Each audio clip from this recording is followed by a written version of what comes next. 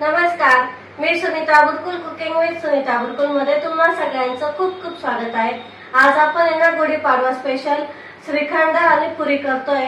एकदम पारंपरिक पद्धतीचा श्रीखंड करतोय आपण। खूप छान टेस्टी आणि झटपट तयार होतो। चला तर मग रेसिपीला सुरुवात करू। हे बघा, इथे मी एक पातेलं घेतलेलं आहे, त्याच्यावरती चाळणी ठेवायची आणि एक कपडा घ्यायचा आहे। पातळ बघून घ्या, जास्त जाड नाही घ्यायचा। आणि इथे मी एक वाटी दही घेतलेले आहे, घरचं दही आहे। दही हे जास्त आंबट नसावं। आता हे आपण याच्यात टाकून घेऊ। किती घट्ट दही झालेलं आहे बघा। हे दही याच्यात टाकून घ्यायचं, सगळं व्यवस्थित सगळं काढून घ्यायचं आणि बांधून ठेवायचं आहे। आपल्याला याचा आहे ना चटका बनवायचा आहे, त्याच्यामुळे ना असं बांधून ठेवायचं। हे बघा, हे जे पाणी ना असं निथळतं आणि आपण हे जे पाणी निथळतंय ना, हे पाणी फेकून नाही द्यायचं। हे तुम्ही डाळीमध्ये, चपात्यांचं पीठ मळण्यासाठी किंवा भाजीमध्ये, कढीमध्ये हे तुम्ही वापरू शकता। खूप प्रोटीनयुक्त असतं हे पाणी। फेकून न देता हे याच्यामध्ये असं यूज करा। आता हे सगळं आपण निथळून घेऊ। आता आपण इथे पुरीसाठी पीठ मळून घेतोय। मी इथे 2 वाटी गव्हाचं पीठ घेतलेलं आहे। आपण इथे मैद्याचा वापर न करता गव्हाचं पीठ वापरलेलं आहे। आपला छेना तयार होतोय, तोपर्यंत पुरीचं पीठ मळून घेऊ। इथे मी चवीनुसार मीठ टाकलेलं आहे, 2 चमचे बारीक रवा टाकलेला आहे। आता आधी हे छान असं मिसळून घ्यायचं आणि थोडं थोडं करून पाणी टाकायचं आहे। आपल्याला चपातीपेक्षा थोडं घट्ट पीठ मळायचं आहे। पुरीचं पीठ आहे, त्याच्यामुळे थोडं घट्ट मळायचं। हे बघा, असं पीठ मळून घ्यायचं आहे। आता हे आपण 10 ते 15 मिनिटासाठी झाकून ठेवू। बघा, इथे मी आता अर्धी वाटी साखर घेतलेली आहे। साखर अशी पांगवून घ्यायची आहे। त्याच्यामध्ये पाणी टाकायचं। साखर पुढे लिपतच पाणी टाकायचं, आपल्याला जास्त नाही टाकायचं। आपल्याला याचा पाक करायचा आहे, जास्त घट्ट पण पाक नाही करायचा आहे, फक्त साखर विरघळेल एवढाच पाक करायचा आहे। हे बघा, इथे आपला हा पाक बनवून तयार आहे। आपण साखर टाकली, विरघळला ना तर 2 ते 3 मिनिटं छान असा शिजवून घ्यायचा आहे। हे बघा, थोडासा चिकट झाला पाहिजे, एक तारी पण नाही झाला पाहिजे आणि जास्त कच्चा पण नाही राहिला पाहिजे, असा पाक करून घ्यायचा आहे। आपण हा एकदम पारंपरिक पद्धतीचा श्रीखंड बनवतोय आज।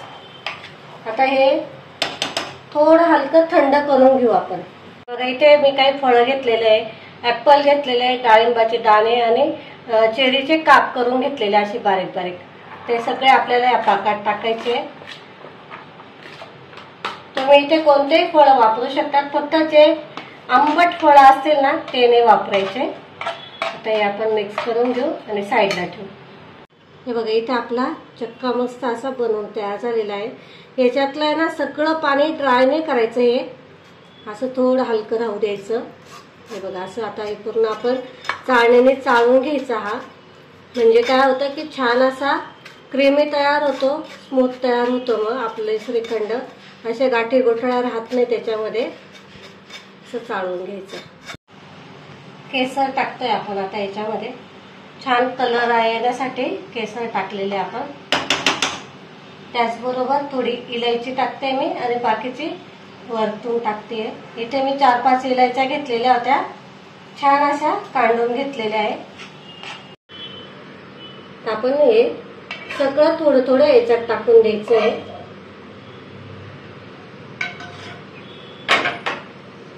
आणि छान असं मिक्स करून घ्यायचंय। इथे आपलं पारंपरिक पद्धतीचं आपलं हे श्रीखंड बनून तयार आहे। थोडेसे आता वरतून आपण डाळिंबाचे दाणे टाकू गार्निशिंगसाठी आणि थोडी इलायची। बघा, मस्त छान असं आपलं श्रीखंड बनवून तयार झालेलं आहे। पारंपरिक पद्धतीचे आहे।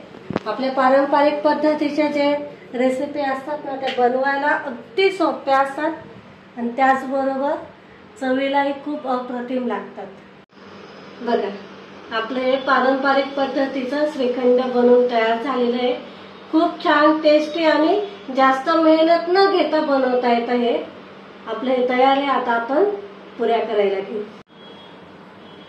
बघा, इथे आपलं पीठ मस्त छान असं तयार झालेलं आहे, भिजलंय छान. आता याला आहे ना आपण थोडंसं मळून घेऊ.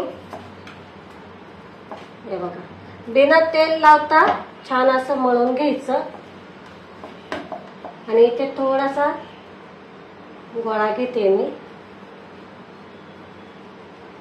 असं छान करून घ्यायचं. आणि तुम्ही पाहिजे तर याला तेल लावा, नाही तर मग पीठ लावलं तरी चालेल. आता हे आपण लाटून घेऊ. हे बघा, छान मस्त असा लाटल्या पण जातो. तर तेल छान गरम झालेलं आहे. हे बघा, पुऱ्यांवर ना असं तेल टाकायचं, असं हलवायचं साईडने. म्हणजे मग काय होतं की त्या आपोआप अशा वरती येतात. ते बघा, अशा छान मस्त फुलतात मग त्या. हे बघा,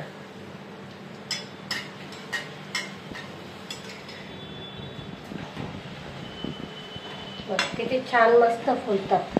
बघा, मस्त टम्म फुगलेल्या आपल्या पुऱ्या तयार आहेत. बघा किती छान मस्त झालेल्या आहे.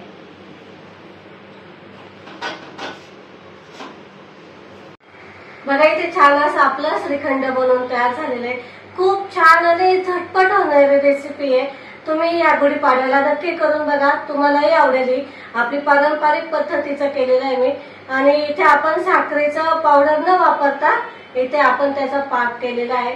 तर रेसिपी जर थोडी जरी आवडली असेल तर लाईक, शेअर आणि सबस्क्राईब करायला अजिबात विसरू नका. अशाच नवनवीन रेसिपींसोबत आपण पुन्हा भेटू. तोपर्यंत नमस्कार.